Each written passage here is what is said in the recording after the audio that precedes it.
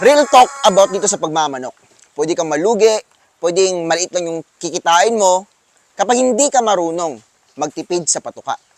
Dahil sa patuka talaga yung sikreto dito sa pagmamanok. Dapat kasi sa ganitong negosyo, wais ka sa patuka. Sarili mong negosyo to, kaya wag mong pabayaan. Mas magandang ikaw gumawa ng sarili mong patuka, ma-eksperimento ka, kasi dito sa pagmamanok, mas lesser yung gastos sa patuka, mas malaki yung kikitain mo. Bumili ako ng 50 kilos na crack corn at 50 kilos na hammered. So, 2,040 pesos yung dalawa. Meron din nagsusupply sa atin dito ng duck layer. San Miguel po ito, Bimeg. 1,300 pesos naman yung isang sako nito. Pure blend po yan. Kita nyo to. San Miguel Foods. Alam nyo bang pati fancy chickens natin kumakain din ito? Yung ibig sabihin ko sa wais ng patuka ay maganda para sa mga manok natin. Maraming benefits at mas nakakamura ka. Yung duck layer ngayon, Bimig po yun, legit. No? San Miguel. Kaso nga lang, yun po yung mga malapit ng pa-expire. So, mayroong kaibigan na taga Bimeg, so dinideliver niya dito sa atin at magsisilbi tayong dealer. So, 1-3 po yung bigay ko. Panatilihin nyo rin magbigay ng vitamins dito sa ating mga alagang manok. Lalong-lalo na sa panahon ngayon, dito sa amin halos araw-araw pong umuulan. Ito kasi nakakatulong para gumanda yung resistensya ng ating mga alagang manok at lalong-lalo na hindi po maapektuhan o hindi po talaga masyadong maapektuhan yung egg production nila. And kailangan na kailangan ng mga manok natin, kahit i-search nyo sa Google, number 1, calcium. Calcium kasi, yan po yung kailangan na kailangan ng mga manok natin para sa tuhod nila, sa mga buto nila, at lalong-lalo na sa kanilang pangingitlog. Dahil yung eggshells ng mga manok natin is made of calcium carbonate po, no? Halos 96 to 97% po made of calcium carbonate yung itlog ng mga manok natin. Dito sa manukan namin, hindi po masyadong busog yung aming mga alagang manok. On diet po sila. Kasi nga, breeders naman yung mga manok namin. Kapag nakita namin yung mga manok namin na okay na po yung butsi nila, ibig sabihin yan, goods na po yan sa kanila.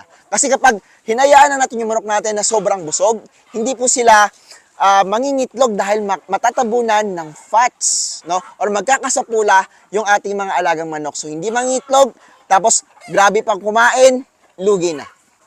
Alas 6 ng umaga kami nagpapakain dito at alas 3 or alas 4 naman sa hapon. Depende din sa panahon, lalong-lalo na kapag umuulan. Dapat din na meron silang pasilungan, lalong-lalo na kapag tag-ulan. Katulad nito, kapag umuulan po kasi, kita nyo naman, medyo malaki din po yung pabahay na ito, pero hindi po sobrang laki. Saktong-sakto na po sila dito kapag kumakain sila. Sa ibang manukan naman, nagpapakain sila 3 times a day, 4 times a day. Dito sa amin, twice a day lang po. No? Kasi nga, for breeders naman. Siguro for growers, pwede kahit 24 hours. Pwede. Prone sa sakit or sipon yung mga manok kapag ganito yung parang ulan. No? Ulan, init, pabago-bago yung panahon, prone sila sa sakit kapag ganyan. So dito, ina-advise po namin na gumamit kayo ng antibiotics kapag umuulan. No? Mas maganda kasi yung naunahan natin yung sakit bago tayo maunahan. Sa native chickens naman, mas maganda yung resistensya nito. Kasi nga native talaga dito sa Pilipinas. So, sanay sila sa temperatura or sa klima dito. Baka napapaisip kayo, mas grabe yung gastos dahil gumagamit tayo ng vitamins. Yung ginagamit ko kasi ng vitamins, 100 grams, yung isang pakete nun, nasa 75 to 90 pesos yung presyuhan. No? At good for 50 kilos of feeds na po. Yung isang pakete. Gumagamit tayo ng vitamins dahil sinisira natin yung formulation ng feeds or branded feeds na binibili natin. Minimixan natin ng mga organic katulad ng hammered corn at crack corn. So, sira yung formulation ng patuka. Kaya gumagamit tayo ng vitamins dahil yun po yung babalik sa formulation na sinira natin. Huwag nyo rin kalimutan gumamit ng dewormer. So, yung ginagamit ko dito is Worms to Go. Yan. Bakit nga ba kailangan mag-deworm sa mga alagang manok natin, lalo sa mga breeders? Dahil po pag hindi tayo nag-deworm, yung mga parasitiko po, yung makikinabang doon sa binibigay nating patuka sa kanila. Kaya napapansin nyo, lesser or maliliit yung kanilang mga itlog at nangangayayat yung mga manok natin. Ito po yung mga bagong bili natin na mga manok, mga native chickens yan sila. Yan. So, yung iba kasi no, hindi kumakain dun sa grupo-grupo dahil nga yung mga nasa grupo ay yung mga datihan na dito. Yung mga bago kasi talaga, no, talagang lumilipat sila sa wala dun sa grupo kasi kapag dun sila sa grupo, yung mangyayari niyan no, ay aawayin sila nung medyo mga alpha or yung mga datihan na dito, no. So, ganyan talaga yung life ng manok, pero nakaka-adjust din yan. Siguro sabihin natin 1 week to 2 weeks nakaka-adjust na. Pero depende sa manok no dahil merong mga manok katulad nito bago lang din to. Yan. Hindi siya naninibago, no, makapal yung mukha niya. Yan. No? So dito sa breeding pen number 2 natin, may mga black ocelot dito, decal brown, barred plymouth rock. Pero halos dito is black ocelot and Rhode Island Red, no. Magaganda, mga selected ko yung mga roosters and yung mga hens ko rin, no, mga selected ko rin yan. Yan, so si Papa andun na ata sa ating Rhode Island Red production. Punta tayo doon. Ko rin pala, no, lalong-lalo na sa mga native chickens, pag yun yung mga nabili nyo, medyo malalakas kasi or magagaan yung katawan nila, kaya medyo malakas silang lumipad. So yung ginagawa ko sa iba dito, lalo-lalo na sa mga lumilipad, pinuputulan ko ng isang pakpak at pinuputulan ko rin ng buntot. No? Balahibo sa pakpak, balahibo sa buntot. Huwag po talaga yung literal na pakpak. No? Yan, para hindi po makalipad, tsaka buntot, no? Para hindi po balanse yung paglipad and hindi siya makalipad ng mataas. Ganun po yung technique. Kasi minsan, kahit dalawa yung pinutulan natin, pero yung buntot hindi po naputulan, ay talagang lilipad pa rin. Mas maganda nga isang pakpak lang, tsaka buntot yung putulan natin. Yan, no? Balahibo lang. No? Huwag po literal na buntot tsaka pakpak. Ito po yung mga Rhode Island Reds natin. Yan. So, nagsisimula na silang mangitlog, no? Hindi sila nanibago dito. Dahil nga medyo maganda din po itong pinaglagyan natin sa kanila. Yan. So, itong mga brooding pens natin, no? Hindi pa natin na-separate. Dito kasi yung ano natin, no? Yung ating brooding pens. Yan, lalagyan natin dito. Puro brooding pens. So, sa ngayon, walang laman yan. Sold out yung sisiyo natin. Yan, may feeds po tayo na naiwan, no? Yan, no? Itong mga Rhode Island Reds natin, malalakas na rin silang mangitlog, no? At gaganda din, no? Pag mura yung patuka natin, pero hindi ibig sabihin, no, na yung quality is pangit, no? Kasi nga based on my experience, based sa observation ko, nakakatipid ako dito, mas malaki yung kinikita ko, no? Dahil nga nakakatipid ako sa patuka. Yan. Kasi kapag mahal din po yung patuka mo, matagal ang balik ng investment, no? Lagi niyong tandaan yan. Kung saan kayo nakakatipid and maganda yung quality, sabi ko nga, dapat wise kayo sa pagpili ng patuka nyo. Yan. Kung pangit man yung patuka ko, no, ibig sabihin niyan, hindi ko mapaparami yung ating mga alagang mga manok, no? Yan. At hindi po magaganda yung mga manok natin. Yan. So, yung medyo special lang dito sa manukan natin is yung pagkain ng shamo. Yan. So, shamo. Ito, may shamo tayo dito. So, shamo natin dito, nabili ko rin din to, no? Doon sa binalagan ko na merong Angio Gigante. Yan. Ito na sila. Almost 3 months. Yung pagkain lang nito medyo special. Salto. Yan. Pilnico, yung brand. So, dito sa akin, no? Kung bibili man ako ng branded feeds, doon lang ako sa dalawang brand, which is Pilmico and Bimeg. Yan. Sila naman kasi yung talagang ginagamit ng halos karamihan and effective din talaga. Yan. No?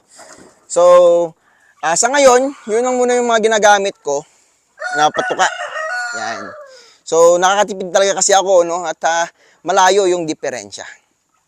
Yan. Doon sa ibang feeds. Ano, kung saan din hiyang yung inyong mga alagang manok. Sabi ko nga, mas maganda mag-eksperimento kayo. Meron kasing effective sa ibang manukan, tapos pagdating sa manukan yung hindi effective. No? Katulad sa akin dito, mga epektibo yung mga ginagamit ko, tapos pagdating sa inyo, maninibago yung inyong manok. Yan. So, dito na naman sa akin, para hindi manibago yung aking mga manok sa patuka, no? Yung chine-change ko lang kung saan ako nakakamura, lalo sa branded na feeds. At saka yung hindi nawawala dito sa mixing namin, crack corn tsaka hammered corn. No? So talaga hindi sila naninibago dahil konti lang naman yung chine-change namin. Yan, no? Sa pellets. Yan. Kapag 100% talaga yung pinalit mong patuka, no? Nanibago yung manok, doon talaga masasabi ko, no, na talaga maninibago yung manok at masa-stress, hindi mangingitlog. Yan. So, about naman dun sa sapola or pagkakaroon ng extra fats ng inyong mga alagang manok, yung gamot po doon is vitamins, no? So, gumastos ka na dun sa patuka, hindi pa mangingitlog yung manok mo, walang production dahil nga nagasapola, yan. So, gagastos ka pa sa vitamins, lugi na, no? So, dapat talaga hindi po masyadong busog yung mga breeders nyo. Yan. Sa growers, pwedeng busog na busog talaga. Dahil kapag nag-grower kasi tayo, ibig sabihin yan, may hinahabol tayong oras. Yung mga brooder natin, yung grower natin, no, ilalagay natin diyan. Yan, medyo malaki ang paglalagyan natin ng ating grower. Kung saan, palalaki natin yung manok natin, ibibenta sa sarili nating business. Yan, no? Restaurants, karinderya. Yan. At syempre, meat. Yan, no? Mabibili tayo ng mga freezer para paglagyan ng mga meats natin, no? Ganyan lang yung kasimple. So hindi ako mamumblema dito sa buyer kung halimbawa wala kang buyer, no? Ikaw kakain ng manok mo or ibebenta mo, no? So ganyan lang po yung diskarte dito, no? Kanya-kanyang diskarte kasi nga pera natin to, hindi natin hayaan na magiging failure yung ating manukan.